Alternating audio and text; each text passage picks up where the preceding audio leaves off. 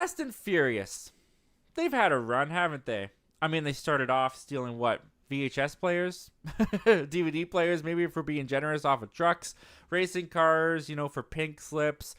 Eventually, they ramped it up a little bit. They went places. They slowly, gradually, they just got a little bit more sophisticated. Let's put it that way. And then Fast 10 came out, and they rode down some dams with some bombs exploding with his little son in the passenger seat. It's verisimilitude like no movie has ever done before. Well, it looks like that might be ending for us and this franchise just a little bit, as Fast 11 is said to be going back to the basics of what made this franchise in the first place. At least according to this quote, which comes to us from comicbookmovie.com. They had to say, the next Fast and Furious film is Vin Diesel's last ride as Dominic Toretto. According to a new report, Jeff Snyder reports that the longtime star who has steered the Fast franchise as a producer since 2009 will return for the back-to-basics sequel of last summer's Fast X. The lean and mean Fast 11 is reportedly described as a throwback to the original film 2001's The Fast and Furious, and will focus on one big heist or race, rather than another globe-trotting adventure for the Fast family.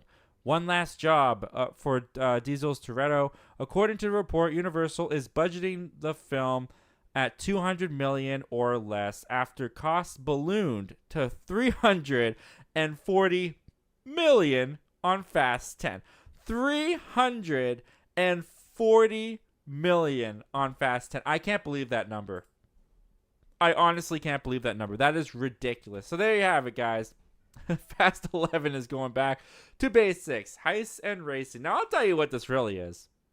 Because this is the studio telling Vin Diesel, no.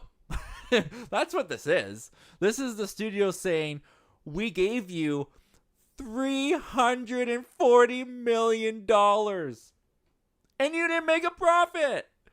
You didn't make a profit. The box office for Fast 10 was like over $700 million, and they didn't make a profit because the budget was so crazy insane. And this franchise, it's kind of been declining ever since Paul Walker's untimely demise and his character had to leave the franchise. They haven't been. I think Fast 8 made the $1 billion, but Fast 9 and Fast 10, they're just not getting there. It's not getting there, guys. And this is what this is. The studio saying, all right, Vin, look, you can have your Fast 11. You can finish out the trilogy, but you ain't getting 300 mil. You're not getting this $350 million again. We're scaling this down. Now, 200 million or less, I mean, that's still a pretty high budgeted movie. I would imagine it's probably going to come in at like 200 mil, which is a drastic decline from what Fast 10 costs. But look, I don't even really care all that much if this goes back to basics, if it does a heist, if it does a race. I don't really care what it does. What I want is Dante.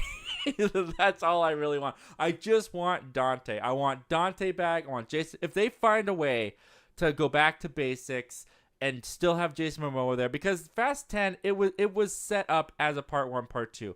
You can't just ignore what happened in Fast 10, how crazy Fast 10 went in your next installment when it's so closely tied, because you still have Lenny and Brie Larson and Gal Gadot. They're still in Antarctica or whatever the heck they are.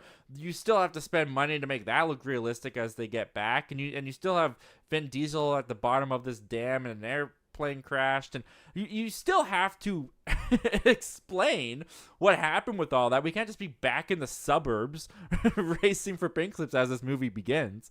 So I'm interested to see how exactly they're going to do this. And in a way, if I want to speak creatively for the Fast and Furious fan, it is a full circle type thing. You go back to basics, you go back to racing, do a heist, do what made your series so beloved, so popular in the first place.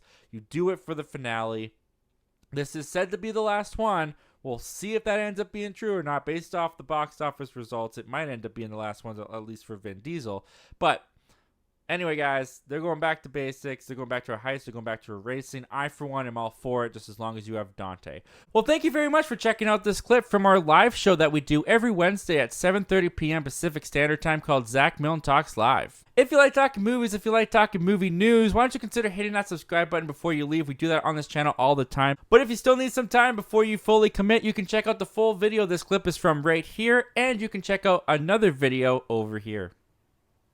The subscribe button's right here.